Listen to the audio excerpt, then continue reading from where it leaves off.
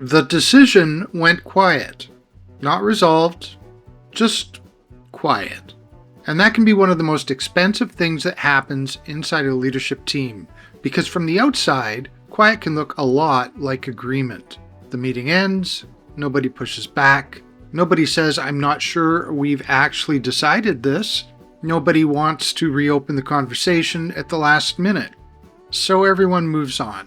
And for a while, it looks fine.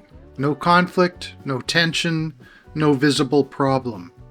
But quiet is not closure.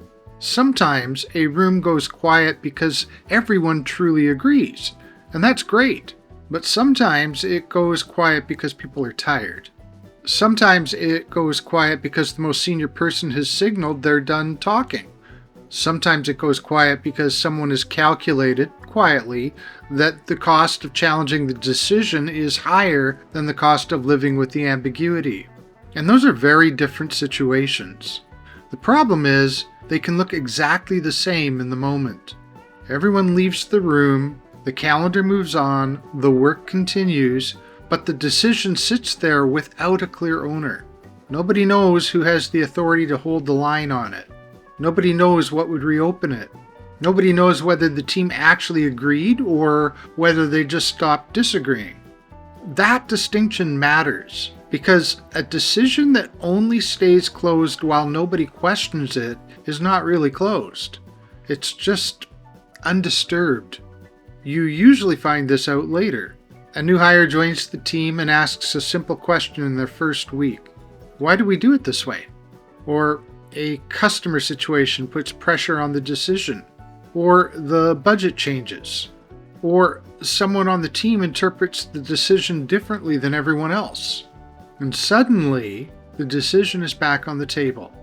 Not because people are careless, not because they forgot, but because it was never closed clearly enough to survive being tested.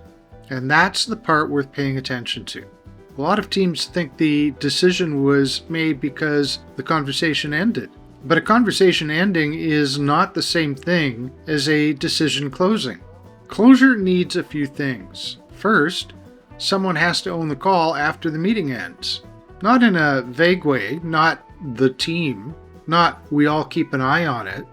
A real person has to be responsible for carrying the decision forward. Second, the team needs to know what would reopen the decision. That might be new information, a missed target, a customer risk, a budget constraint, a timeline slipping.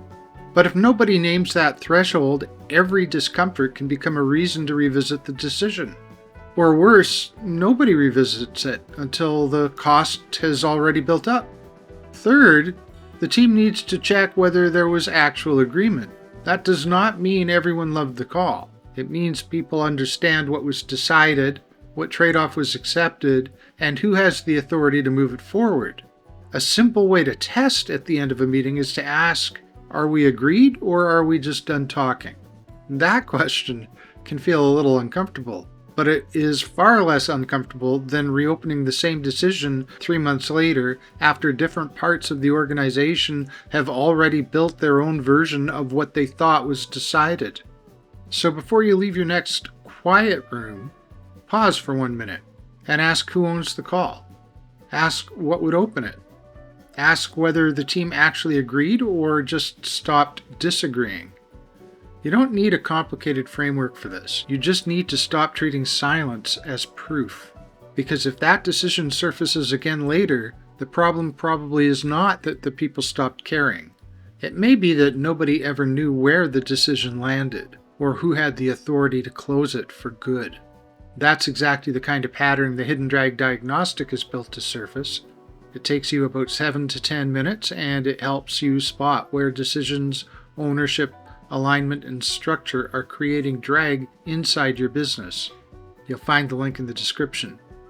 And if this is showing up repeatedly inside your leadership team, I can help you find the pattern underneath it and close the drag that keeps pulling the same decisions back into the room.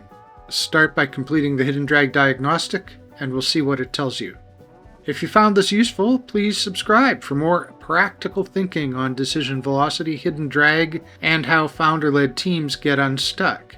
Be sure to share it with someone who keeps leaving messages thinking, I thought we already decided this. And follow along for more. My name is Warren Winowski. Thanks for watching.